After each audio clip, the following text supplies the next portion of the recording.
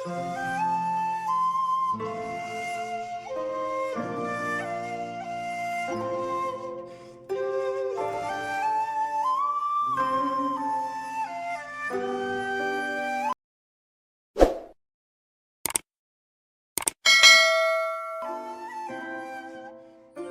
হচ্ছে বুধবার, ঘড়িতে বাজছে সকাল 8:30। আর আজকে ব্লগটা এখন শুরু করছি। তোমরা সবাই নিশ্চয়ই খুব ভালো আছো, আমিও ভালো আছি। আর আজই প্রথম যে বন্ধুরা ভিডিওটি দেখছো, প্লিজ সাবস্ক্রাইব করে নিও। আর পুরনো বন্ধুরা, তোমাদের সবাইকে অনেক ভালোবাসা। ভিডিওটি কেমন লেগেছে সেটি অবশ্যই কমেন্টস করে বলতে হবে। লাইক করতে কিন্তু একদমই ভুলো না। আমার Instagram ID Pinki Saha 703, please আমাকে ইনস্টাতে ফলো করে নিও।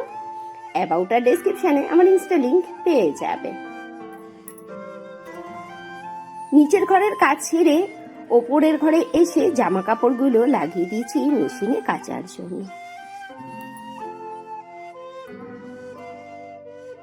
বাবার কাছে কাল রাতে ডাটা খেতে চেয়েছিলাম। ঠিক সকালবেলা ঘুম থেকে উঠে দায়িত্ব নিয়ে আমাকে লাল লাল কাটোয়ার ডাটা বা আলমপুরি ডাটা যাই বলো কিনে দিয়ে গেছে। এটা করবো সর্ষে বাটা চচ্চড়ি, সোয়াবিন আলু আর পটল দিয়ে করব রসা। আর এখানে রেখেছি ডাল বেটে, মটরের ডালের বড়া হবে। আলু পটল সোয়াবিনের তরকারির জন্য এখানে আদা টমেটো বেটে রেখেছি। এখানে রয়েছে সর্ষে কাঁচা লঙ্কা বাটা। এখানে একটা কড়াই বসিয়ে দিয়েছি, এটাতে হবে বড়া ভাজা। আর এখানে বসিয়ে দিয়েছি ভেন্ডি ভাজা। নিরামিষের দিনে না আইটেমটা অনেক বেশি রান্না করতে হয়। আর প্রেশার কুকারে রয়েছে মটরের ডাল, উচ্ছে আর পেঁপে দিয়ে করেছি। ভাতও হয়ে গেছে, প্রতিষ্ঠা খেয়ে চলে গেছে স্কুলে। নাও ঝটফট করে রান্নাটা সেরে নিই, আজ অনেকটা লেট হয়ে গেছে। সোয়াবিনের তরকারিটা বসিয়ে দিয়েছি, আলুটা ভেজে তুলে রেখে দিয়েছিলাম। তারপরে জিরে শুকনো লঙ্কা তেজপাতা ফোড়ন দিয়ে দিয়েছি আদা টমেটো বাটাটা। মশলাটা কষে দিয়েছি রেগুলার আমাদের যে গুঁড়ো মশলাগুলো হয়, মানে ওই জিরে ধনে লঙ্কা লবণ ওগুলোই দিয়ে ভালো করে কষে সেদ্ধ করে জল ঝরিয়ে রাখা সোয়াবিনটা দিয়েছি, ভেজে রাখা আলুটাও দিয়েছি, দিয়ে খুব ভালো করে কষে নিচ্ছি। সোয়াবিনটা ভালো করে রাখতে ঠিক টেস্টটা হবে না। তারপরে দিয়ে দেবো এর মধ্যে জল আর ভেজে রাখা পটল দেবো, একটু মিষ্টি দেবো, নামানোর সময় দেবো ঘি আর গরম মশলা। বেশ ভালোই হবে খেতে। নিরামিষের দিনে গাছের মাংস। আর এখানে দেখো ডাটা চচ্চড়িটাও হয়ে গেছে। আমার জানো তো কথা বলতে খুব প্রবলেম হচ্ছে, এত ঠান্ডা লেগেছে যে নাক মুখ আটকে আসছে। কাল রাতে বাবা আর মা এসেছিল, মানে আমার শ্বশুর শাশুড়ি।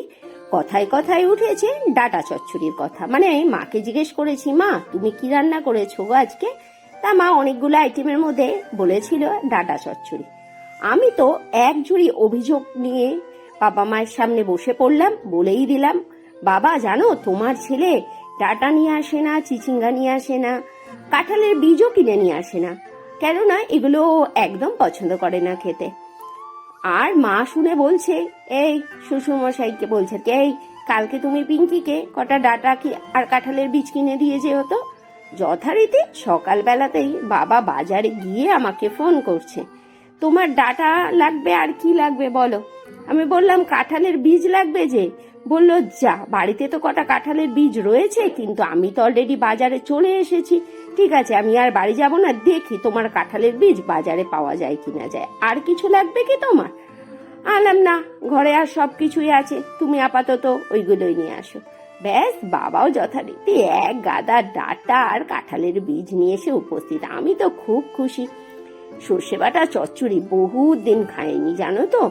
আর ডাটাটা রান্না করার সময় বুঝতে পেরেছিলাম যে খুব ভালো হবে, একদম মজে একটুখানি হয়ে গেছে। বাবাকে অবশ্যই ফিডব্যাকটা দিতে হবে যে বাবা যে ডাটা দিয়ে গেছে সেই ডাটাটা খুব ভালো। কাঁঠালের বীজটা আজ আর রান্না করা হয়নি, অন্য একদিন রান্না করতে হবে।